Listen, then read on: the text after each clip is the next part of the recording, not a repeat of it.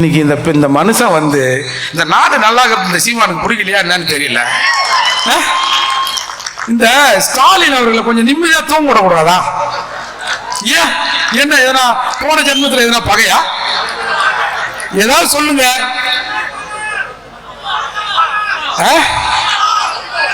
பகை இருக்கும்.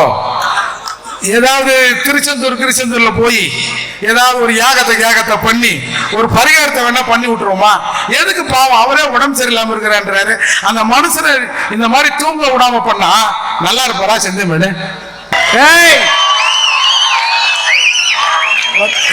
எட்றாங்களா? எட்றாங்களா? எட்ராட்டன் எட்ரா. எடு. என்னடா கதை விடுற?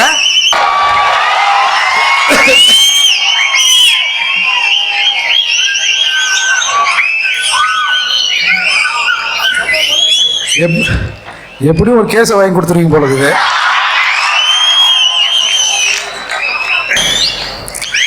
தமிழர்கள் அடங்காதவன் செந்தமிழன் சீமான்,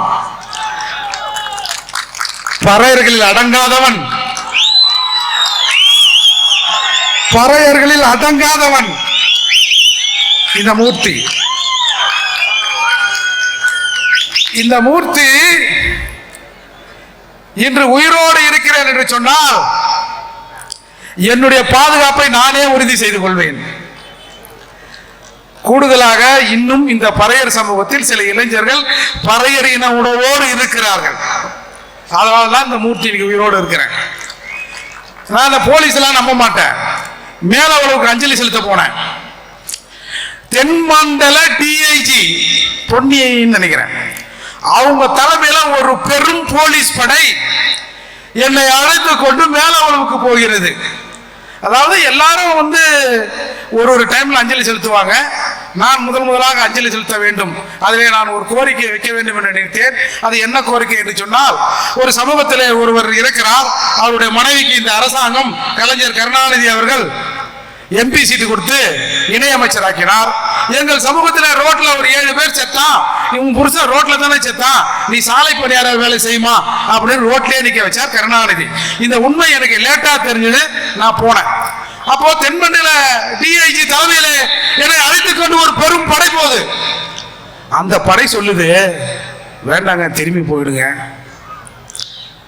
கொஞ்சம் பேர் ஒரு மாதிரியா இருக்கிறாங்க, ஒரு 50 பேரு. வேண்டாங்க, ஒரே சமூகத்துக்குள்ள ஒருத்தனை கூட்டும் போய் உன்னால பாதுகாப்பா கூட்டும் இல்லையான்னு அதிகாரிகள் எங்களுக்கு சொல்லுவாங்க. வேண்டாங்க. இல்லைங்க, நான் போய் தாங்க தீருவேன், நான் பார்த்துக்கிறேங்க என் பாதுகாப்பை. இல்லைன்னு சொல்லி அப்புறம் நீங்க மீறி போனால் உன்னை கைது செய்து விடுவேன் அப்படின்னு சொன்னாங்க.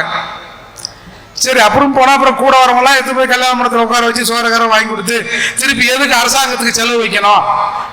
ஏன்னா நம்ம ஸ்டாலினுக்கு நம்ம செலவு வைக்க கூடாது அப்படின்னு சொல்லிட்டு நாங்க திரும்பி வந்துட்டோம். அண்ணன் திருமாறன் அவர்களுக்கு தெரியும்.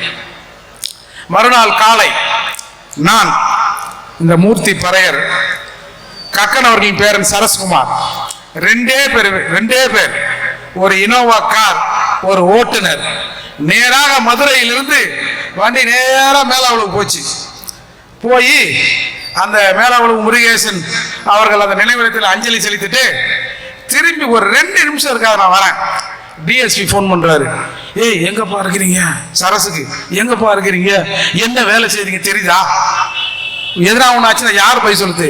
யாரும் பதில் சொல்ல வேணாம். நேற்று நீங்க போலீஸ் என்ன பதில் சொன்னீங்களோ அந்த பதிலே சொல்லுங்க, எங்க பாதுகாப்பை நாங்க பாத்துக்கிறோம் அப்படின்னு சொல்லிட்டு வந்தேன். அண்ணன் பல சிறைக்கு போயிருப்பாரு. நான் பார்க்காத சிறை இல்லை. ஏன்னா கோயம்புத்தூர்ல இந்த காலத்துல சிறைக்குள்ள செல்ல அடிச்சிட்டா ஒரு பல்லா தருவான், ஒரு சட்டி, சின்ன சட்டி. என் வீட்டில் கக்கூஸ் எப்படி தெரியுமா இருக்கும்? நான் ஒரு காவல்துறை அதிகாரியின் மகன். என் தாத்தா அந்த காலத்தில் 5வது படிச்ச ஒரு காரணையில. எங்க அப்பா சொல்லுவாரு, எனக்கு கூட தான் பறையர் உணர்வு இருக்கு, ஆனா இந்த பையன் எதுக்கு பறையாமறேன்னு சொல்லி தெரியறான்னு தெரியலையே, நல்லா தானே வளர்த்தேன், நல்லா சொகுசா தானே இருந்தான் அப்படின்னு சொல்லுவாரு.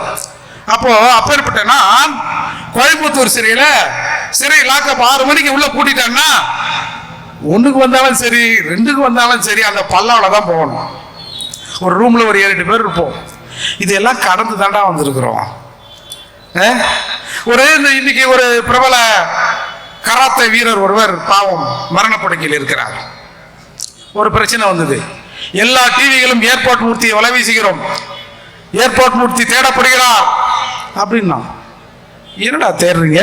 நான் இங்கே தான் இருக்கிறேன். அன்னைக்கு தாத்தாவோட பிறந்த நாள் எல்லாம் சுற்றி அன்னைக்கு ரெட்டமலை சீனிவாசன் மணிமண்டபத்திற்கு வருபவர்களுக்கெல்லாம் மாட்டுக்கறி தரப்படும் ஒரு அறிவிப்பு வெளியிட்டு இருந்தேன்.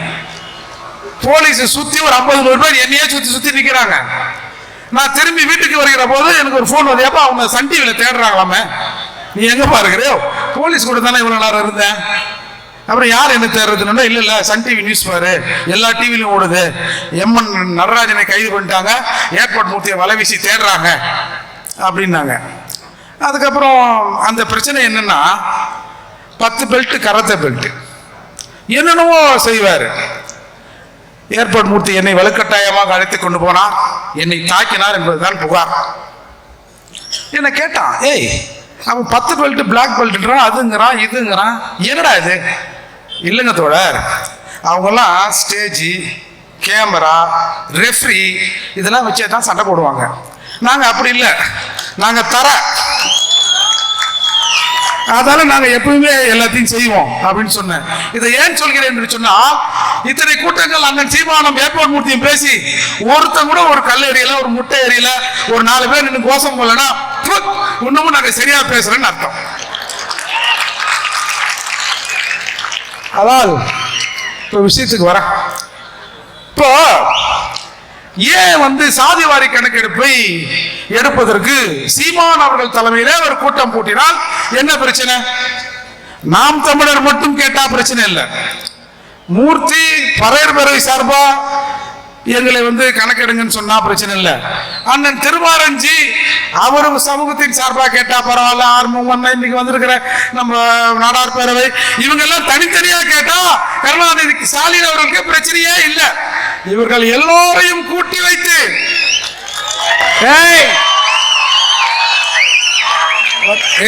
எட்றாங்களா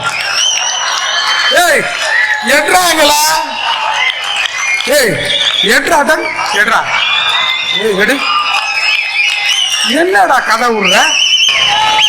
இன்னைக்கு மருத்துவர் ஐயா கேட்கிறாரு, அன்புமணி மருத்துவர் அன்புமணி கேட்கிறாரு, வட தமிழகத்தில் 2 பெரும் சாதிகள், ஒன்று பறையர், இன்னொன்று வன்னியர். பறையர் சமூகத்திலிருந்து மூர்த்தியார்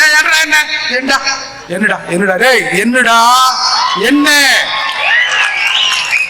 மருத்துவர் வன்னியர் சமூகம் கேட்குது, என்ன கொஞ்சம் எண்ணுங்க எண்ணத்துல உங்களுக்கு என்னப்பா பிரச்சனை? அதுதான் இந்த கூட்டத்துக்கான சிக்கல். அவங்க நடத்துறா தனித்தனியா நீ கேட்டுக்கோ, ஒன்னா மட்டும் சேர்ந்து நின்று கேட்டுறாத. ஏன்னா நீ ஒன்னா இருக்க கூடாதுன்னு தான் நானே இங்க இருக்கிறேன். நீ எல்லாம் ஒன்னா இட்டா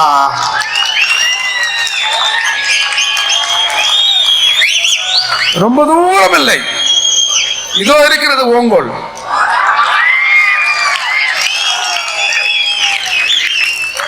இந்த பஞ்சமி விஷயம்ங்கிறது, இன்றைக்கு என் தங்கையின் கணவரும் என் அண்ணனும் எங்க கழனியில் அண்ணன் மாலை போட்டாரு, அது பக்கத்தில் ஒரு ரைஸ் மில் இருக்கும். அந்த ரைஸ் மில்ல ஏறு விழுந்துன்னு இருக்கிறான் 2 பேரும். அப்ப அன்றைக்கு என் அத்தை மகன் அவரு, அதாவது இந்த பஞ்சமி நில விவகாரத்தை கையில எடுத்து போராடி கொண்டிருக்கிற தீபன் சக்கரவர்த்தியின் தம்பி அவர். 2 பேரும் வெறும் ஜட்டியோட ஏறுவதுன்னு இருக்கிறான். ஒருத்தன் ஒரு 25 ஏக்கர் வாங்கியதா சொல்லி வரப்பு போட்டுனே வரான். சரி, அந்த முண்டம் அவன் மாமல்லபுர பள்ளியில ஒரு ஓவிய ஆசிரியர், அவன் திமுக காரன், அவன் ஒரு புரோக்கர். மன்னிக்கணும், புரோக்கர்னா நீங்க வேற எதுவும் நினைச்சிடாதீங்க, லேண்ட் புரோக்கர். ஏன்னா எல்லாமே வில்லங்கமாவே இருக்குது இன்னைக்கு வார்த்தை, லேண்ட் புரோக்கர். அவன் ஒண்ணு என்னோட அத்தை பிள்ளையும் எங்க அண்ணனும் உழுதுட்டு போன பிறகு நைட்ல போட்டிருந்தா கூட பரவாயில்ல, பகல்லையே வரப்பு போடுறான். இவன் 2 பேரும் நான் கையில ஊழ்ந்துருக்கிறேன், என் கையில நீ வரப்பு போடுற, யாரா நீ அப்படின்னு. நான் இந்த மாதிரி திமுக, நீ எந்த காவா இருந்தா என்னடான்னு அடி பிச்சு எடுத்துடுறானு. 2 பேரும் சேர்ந்து அவனுங்க சும்மா அரைக்கறி 1 கிளி மாட்டுக்கிற தின்றவன்லாம் இல்லை. எங்க தாத்தாவுக்கு 5 அண்ணன் தம்பிங்க. அப்படியே வீட்டு வாசல்ல ஒரு பெரிய குழி தோண்டி இருக்குமா, பெரிய அடுப்பு இருக்குமா, அணையா விளக்காய் அது மாட்டுக்கறி வெந்து கொண்டே இருக்குமா. அப்பேற்பட்ட பரம்பரை நாங்க. வச்சா வெளுத்தா 2 பேரையும் அந்த வாத்தியார. உடனே ஜெகதீசன் ஒரு எஸ்ஐ அன்றைக்கு மாம்பழப்புறம் காவல் நிலையத்தில் இருந்தவர் 2 பேரையும் கூட்டும் போய், அப்புறம் இவன் பைக் எடுத்துன்னு போய் கம்ப்ளைண்ட் கொடுத்தா 2 பேரையும் கூட்டும் போய் ஜட்டி கூட அவுத்துட்டு வெளுத்து வாங்கிட்டானோ.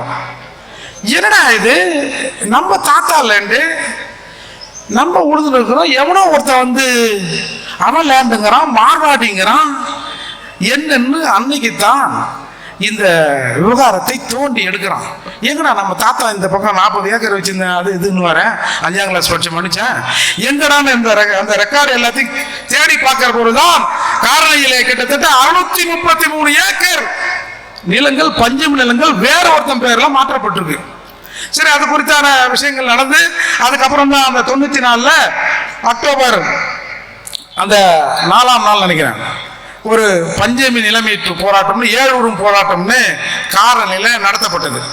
அது யாருன்னா எங்க மாமா கருப்பன் ஐஏஎஸ், ஜெயகரன் ஜோசப் போன்ற கிறிஸ்தவ நிறுவனங்கள் எல்லாம் 2-3 நிறுவனங்கள்லாம் சேர்ந்து ஒரு 7 போராட்டத்தை நடத்தினார்கள். அந்த 7 போராட்டத்தில் ஒரு 4.5 ஏக்கர் நிலம் மீட்கப்பட்டது. சரி, நிலத்தை மீட்டிட்டோம், ஒரு பயலும் வரமாட்டான்னு எல்லாரும் வீட்டுக்கு வந்துட்டோம். ஒரு 6 மணிக்கு காவல்துறை அந்த அரபாடு மண்லோடு வண்டியில கொண்டாந்து அம்பேத்கர் சிலை முன்னாடி இப்படி நிறுத்தி அந்த சிலையை உடைத்து கொண்டு போயிட்டாங்க. அப்போ கொண்டு போனோடனே அது பெரிய பிரச்சனை ஆகுது. ஏன்னா நாங்கள் அம்பேத்கர் எங்களுக்கு உயிர் இல்லை, அதால.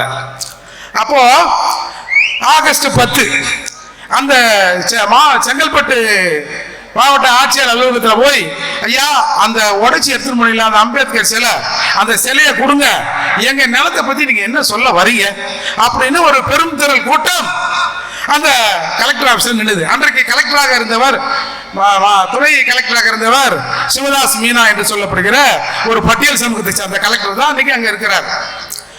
அவருக்கு தமிழ் தெரியல.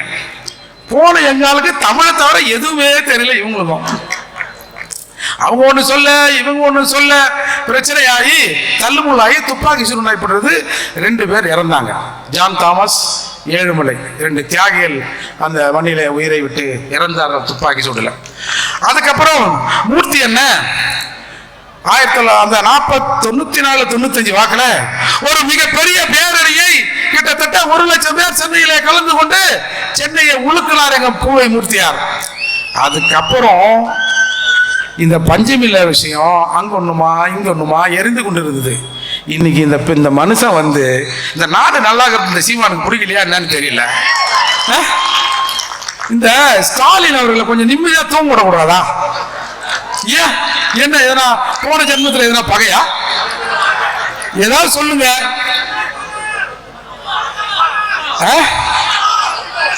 பகை இருக்கும். ஏதாவது திருச்செந்தூர்ல போய் ஏதாவது ஒரு யாகத்தை பண்ணி ஒரு பரிகாரத்தை வேணா பண்ணி விட்டுருவோமா? எதுக்கு பாவம், அவரே உடம்பு சரியில்லாம இருக்கிறான்றாரு. அந்த மனுஷனை இந்த மாதிரி தூங்க விடாம பண்ணா நல்லா இருப்பாரா? செந்தமிழ் நல்லா இருக்குதா இது? எனவே இப்படி பூவை மூர்த்தியாருக்கு பிறகு இந்த பிரச்சனையை யார் கையில் எடுத்தது என்று சொன்னால் செந்தமன் சீமான் எடுக்கிறார். செந்தமன் சீமான் எடுத்தார் என்பதை விட நாங்கள் இங்கிருந்து பாபர் மசூதி கட்டுறதுக்கு போவோம் ட்ரெயின்ல. டிசம்பர் 6 என்னது அம்பேத்கர் நினைவு நாள், அப்புறம் ஏதோ இஸ்லாமியர் சம்பந்தப்பட்டது ஏதோ ஒரு நாள், அதை கூட கொடுத்துட்டோம். இங்கிருந்து போவோம். பாய்மார்களுக்கு நாங்கள் கோயில் கட்டி தரோம். இங்க 633 ஏக்கர் 12 லட்சம் ஏக்கர் வந்து இந்த நாட்டில் கிடக்குது. அதை கேட்கறதுக்கு ஒன்றும் இல்லை. போனோம் மசூதியை கட்டுறதுக்கு. இப்படியெல்லாம் இருந்து கொண்டிருந்த போது ஒரு பறையர் சமூக மக்களின் ஒரு ஆதித்தமிழர்கள் விஷயத்தை மீதி தமிழர்களை வைத்து பேச வச்சார் தெரியுமா? அதுதான்டா இங்க சிக்கல்.